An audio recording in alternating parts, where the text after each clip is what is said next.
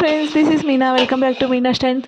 ఈరోజు అయితే అమ్మ వాళ్ళ దగ్గర అమ్మ వాళ్ళ దగ్గర మంచి జొన్న రొట్టె చేయించుకుంటున్నాను. ఎందుకంటే కట్టెల పొయ్యి మీద జొన్న రొట్టె అంటే నాకు చాలా ఇష్టం.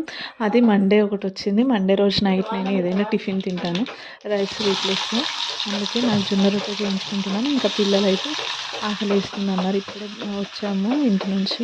ఇంకా ఆకలి వేస్తుంది అంటున్నారని రైస్ ఉంది, వేడి వేడి అన్నం ఉంది కాబట్టి టమాటా రైస్ ఎగ్ రైస్ లాగా చేద్దామని చేస్తున్నాను.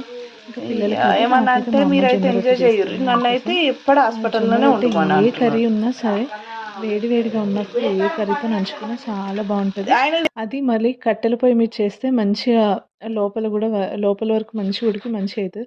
గ్యాస్ పైన చేస్తే ఎందుకు అంత నచ్చదు. అందుకే రూమ్లో చేసేదన్నప్పుడు ఇప్పుడు నచ్చట్లే ఇంకా వదిలేసా. ఊరికి వెళ్ళినప్పుడు మాత్రం చేసుకుని తింటా. చాలా ఇష్టం గ్రూపులు నాకు. అది అమ్మ చేస్తే ఇంకా బాగా చేస్తుంది. నేను దాంతో చేస్తాను, అమ్మ అయితే చేతితో చేస్తుంది. చేతితో చేస్తే చాలా బాగుంటుంది. ఇంకా వీళ్ళకైతే ఎగ్ రైస్ అయిపోయింది. నేను తినే అప్పుడు ప్రశాంతంగా తినొచ్చు. వీళ్ళకి తినిపించేస్తే ఒక టెన్షన్ పోతుందని వీళ్ళకైతే తినిపించేస్తున్న పిల్లలకి తినిపించేసి ఇంకా అప్పుడు ఎట్లుందో తింటే ఎగ్ రైస్. రిలాక్స్గా తినొచ్చు. ఇంకా పిల్లలు తినలేరంటే తినలేరు అని అదో టెన్షన్ ఉంటుంది కాబట్టి ఫస్ట్ పిల్లలకి తినిపించేస్తే. ఇంకా అమ్మ అయితే 2-3 కర్రీస్ చేసింది.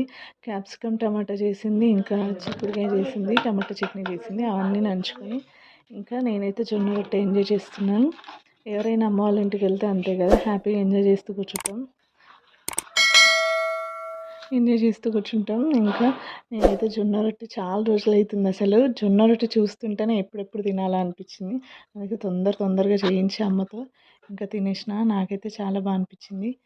Thank you for watching. Don't forget subscribe my channel. Thank you. Bye friends. Thank you. Bye.